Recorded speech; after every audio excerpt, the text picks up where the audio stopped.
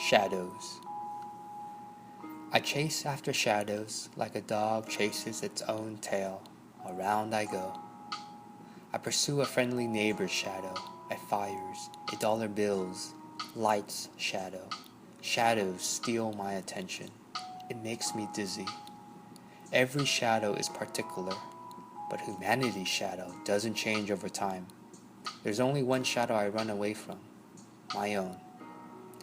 I cannot run away from my shadow. I try, but to no avail. Alternatively, I try the infamous ignore method. I turn my gaze away from it, but a mysterious force of love gracefully turns my gaze back to it and whispers, "You know what you must do. You must do what is good." I examine my shadow and the generational forces of trauma, exploitation, pure greed, and racism. I'm not scared of these hurtful forces. I'm scared of unleashing these hurtful forces onto others, of creating more hurt, of transferring my pain. Less harm is not a small thing, Robin DiAngelo said. For in every second of my life, there exists the compassionate heart, but also the heart's shadow. And it's a daily duel. For when the heart's shadow weighs more than the heart, it strangles and suffocates the heart, and like a hitman, it strikes silently. Hopelessness is born, and I can become nasty. I was taught, and I used to believe that in the most stressful of times, my true colors would show. But I unlearned that. Instead, I believe that in stressful situations, if I transfer my pain onto others, those aren't my true colors. That's the hitman overshadowing my true colors, devouring my authentic and decent soul.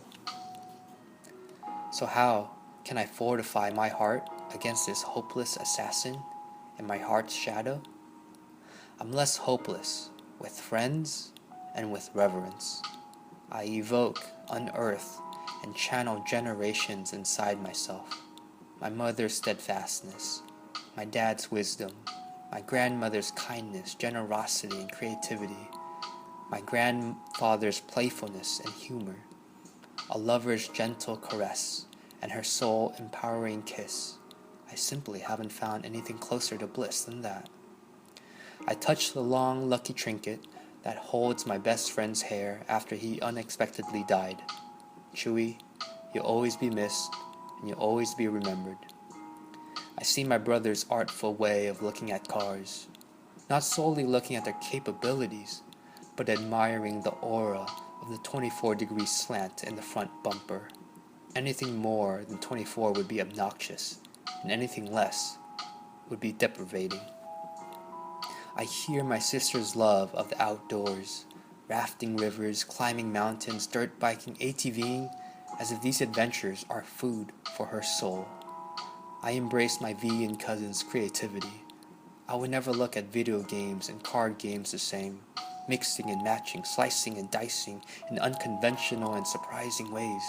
How she ever thought of that repurposing still baffles me, and she's been doing this for years. The clothes I wear bring me closer to them. Books and movies remind me of them. Even a single blade of grass unites us. I am generations of people, and I use their gifts, the gifts that were passed down to me. Not the gifts of doing better, but the gift of being better.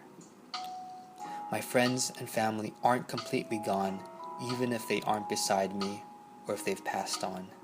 When I think I'm alone, I'm not really alone.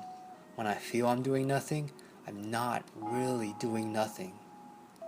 I conquer by persevering, by not ignoring the forces I despise, and by remembering the ones I love. To my loved ones in another world, I know so much about your deaths, but now I'll learn more about your lives. Thank you for watching. If you like it, please hit the like button and subscribe for additional videos, and check out my other videos on the channel, our videos.